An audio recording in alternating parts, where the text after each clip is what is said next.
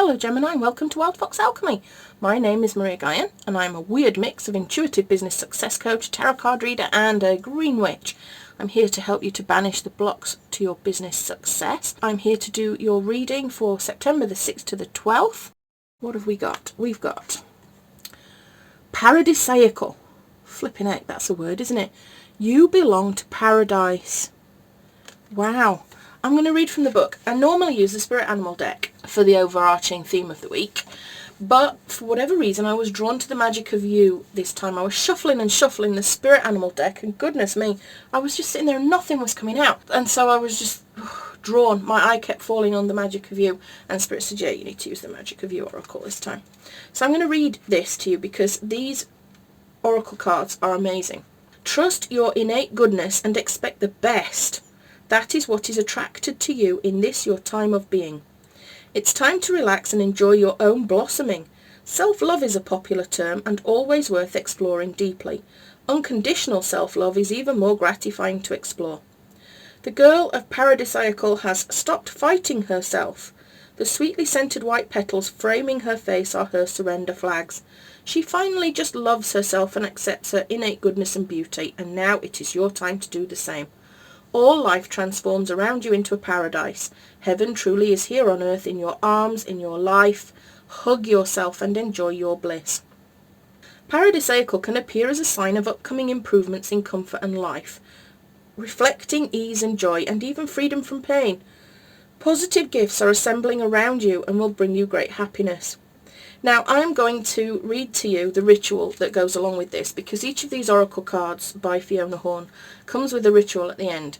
And sometimes if you're not particularly witchy, you may not want to do it, and I don't always share them. But this one I am going to share because I think it's a massively valuable ritual. Keep a hand mirror by your bed, and every morning for 7 days gaze at yourself in the mirror upon awakening and say, I love you, this life is paradise. If you share your bed with another, you can make your affirmation privately in another room. Be diligent and trust your goodness and innate beauty, and within 7 days others will too. This ritual is something you can do every day for consistent and increasing beneficial effect. I'm a great believer in mirror work. And one of the hardest things to do for a lot of people is to look themselves in the eye in the mirror and tell themselves that they love themselves. It brings up all manner of feelings.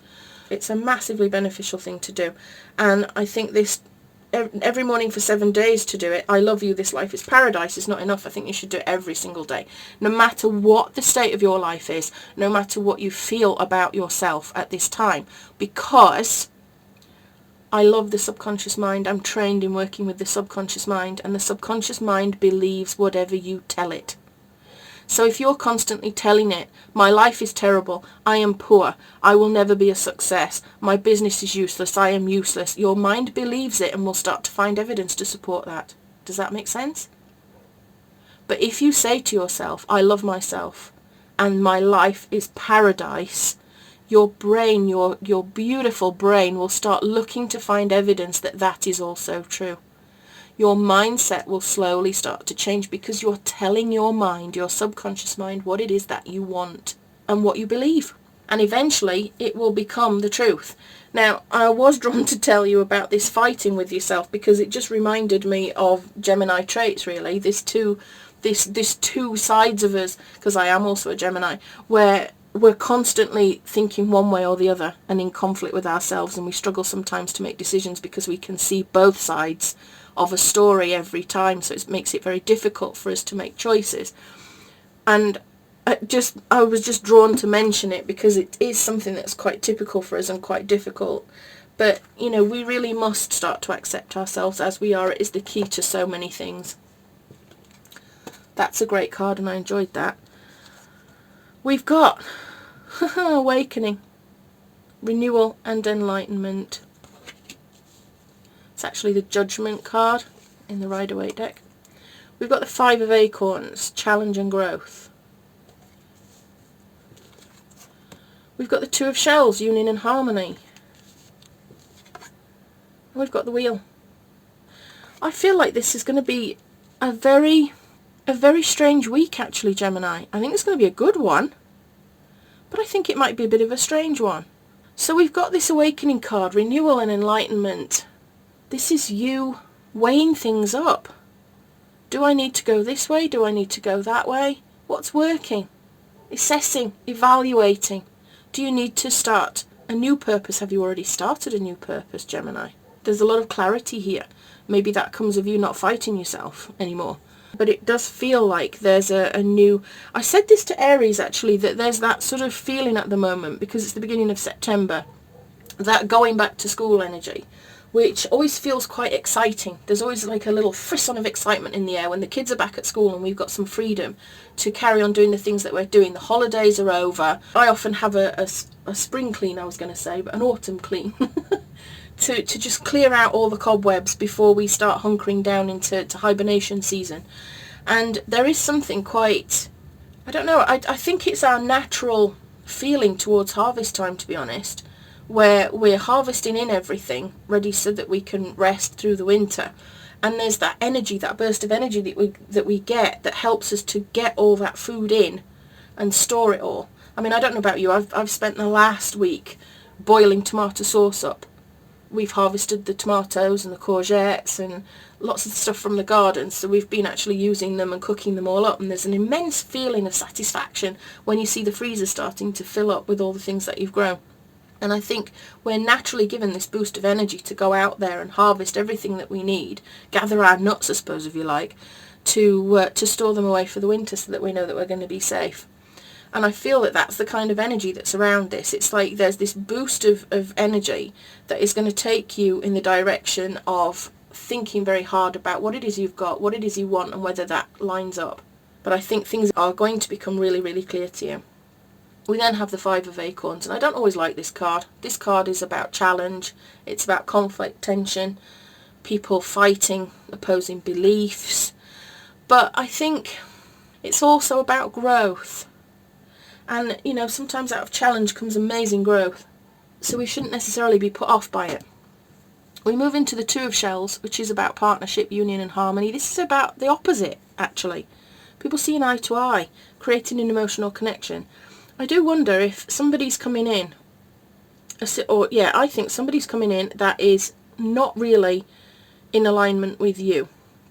They are going to challenge you, but I feel like through your communication skills you're going to bring them round to your way of thinking. I may clarify that, and then we lead into the wheel, which I love, because it just shows that everything is turning, that we've got the Wheel of Fortune there. It's a turning point, it's good luck, it's change, it's possibility. I feel like you're going down a new path here. I almost feel like you're going to start this a new path, and somebody is going to come in and challenge that, and I think it could be your partner or somebody close to you, a family member, that's going to say, what the heck are you doing? Why are you doing that? What do you mean you've changed your mind? I've got the Temperance card as a clarification card for that, which is about balance and harmony and patience and healing. Patience, I feel, is one of the key words. There's somebody that's around you that is conflicted. I think they're going to challenge you, but I think it's because they don't understand. They start off with very opposing beliefs to you.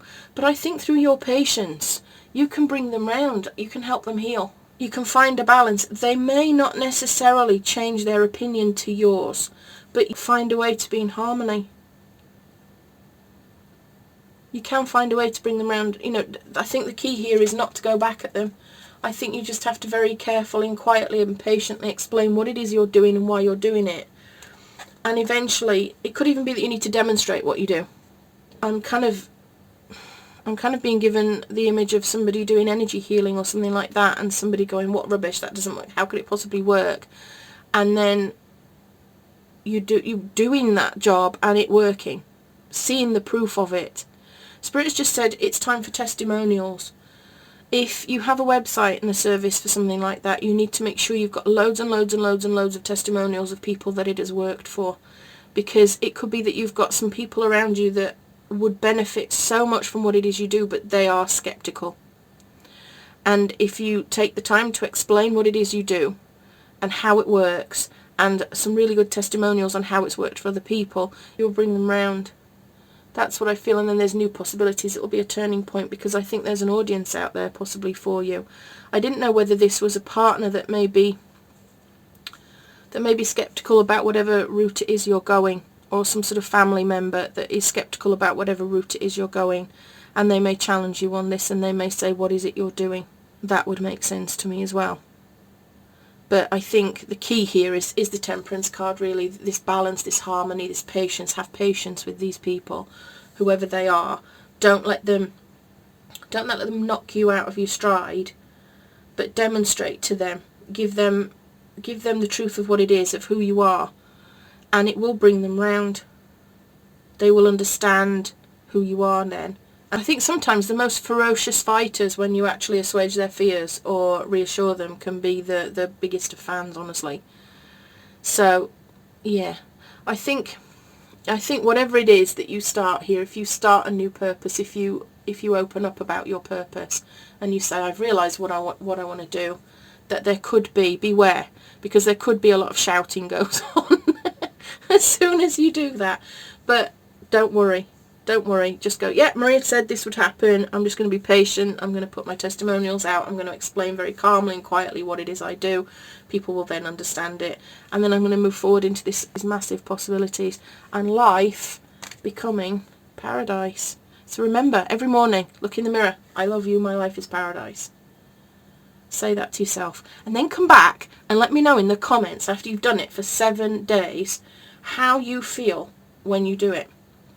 Let me know, because this is something that I would advise most of my coaching clients to do. So I would love to know in the comments below what it is that you get from it. Do you already do mirror work? Are you somebody that teaches mirror work? Please let me know. I'd love to know. And I'm going to leave it there. And I will see you next week, Gemini. Have a great week. With love and magic always, this is Maria Gaian signing out.